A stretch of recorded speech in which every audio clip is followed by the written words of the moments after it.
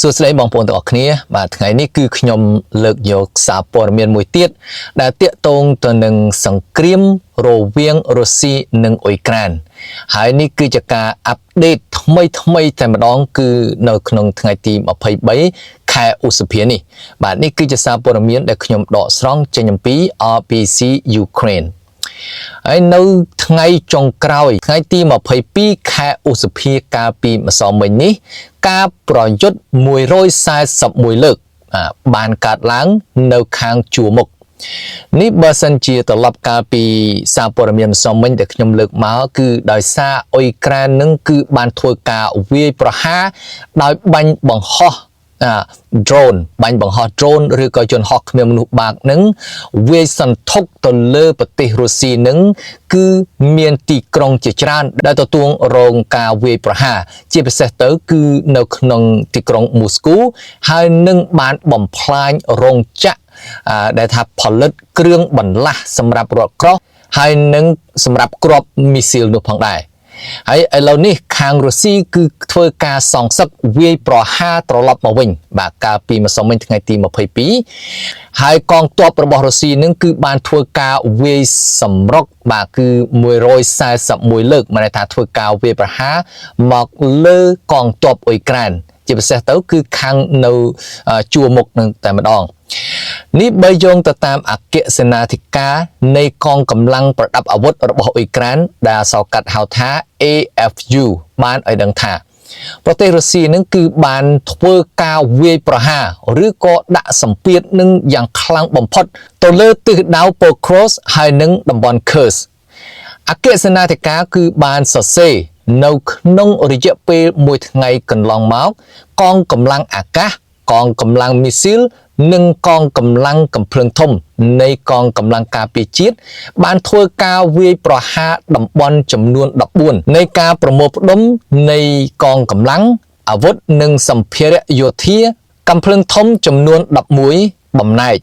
ចំណុចត្រួតពិនិត្យចំនួន4និងកន្លែងផ្ទុកគ្រាប់រំសេវមួយរបស់សត្រូវហើយបច្ចុប្បន្នភាពនៅខាងជួរមុខនៅក្នុងតំបន់ខាគៀវ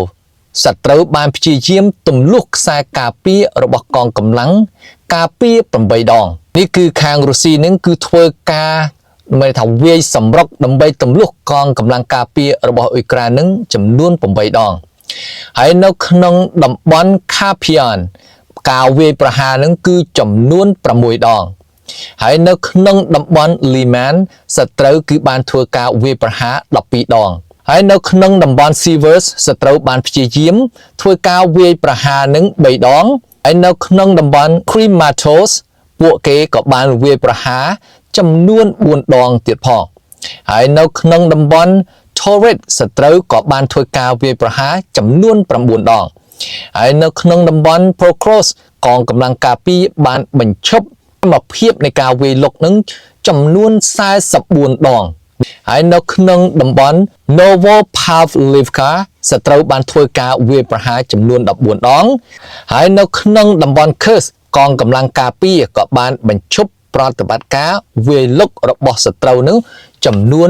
21ដងនិយាយអំពីការខាត់បងរបស់រុស្ស៊ីនៅក្នុងសង្គ្រាមហើយចាប់តាំងពីការចាប់ផ្ដើមនៃសង្គ្រាមមកសត្រូវគឺរុស្ស៊ីបានបាត់បង់ទាហាននឹងគឺជាង978,000 នាក់ហើយក្នុងរយៈពេលមួយថ្ងៃកន្លងទៅនេះគឺបានខាត់បងរុស្ស៊ីនឹងគឺមានចំនួន1050 នាក់បាទគឺកាលពីម្សិលមិញនេះបានបាត់បង់កងទ័ពឬក៏ទាហានរបស់រុស្ស៊ីនឹងគឺ1050 នាក់ហើយកងកម្លាំងការពារក៏បានវាយលុករថក្រោះនឹងចំនួន2គ្រឿងរថពាសដែកនឹងចំនួន1ហើយនឹងរថពាសដែកដែលដាក់កំភ្លើងធំចំនួន43ដើមនិងជាច្រើនទៀតនេះគឺជាការសងសឹករបស់ប្រទេសរុស្ស៊ីទៅលើប្រទេសអ៊ុយក្រែនដែលបានធ្វើការវាយសម្រុកដាក់សម្ពាធយ៉ាងខ្លាំងទៅលើតំបន់ជាច្រើនគឺចំនួន14ដងហើយសរុបនៃការវាយប្រហារគឺ141លើកបាទដើម្បីធ្វើការវាយសម្រុកដើម្បីទម្លុះកងកម្លាំងការពាររបស់អ៊ុយក្រែននឹងដើម្បីឈានចូលទៅខាងមុខទៀតប៉ុន្តែប្រទេសអ៊ុយក្រែនឬក៏កងកម្លាំងយោធារបស់អ៊ុយក្រែននឹងគឺបានធ្វើការទប់ស្កាត់នឹងផងដែរ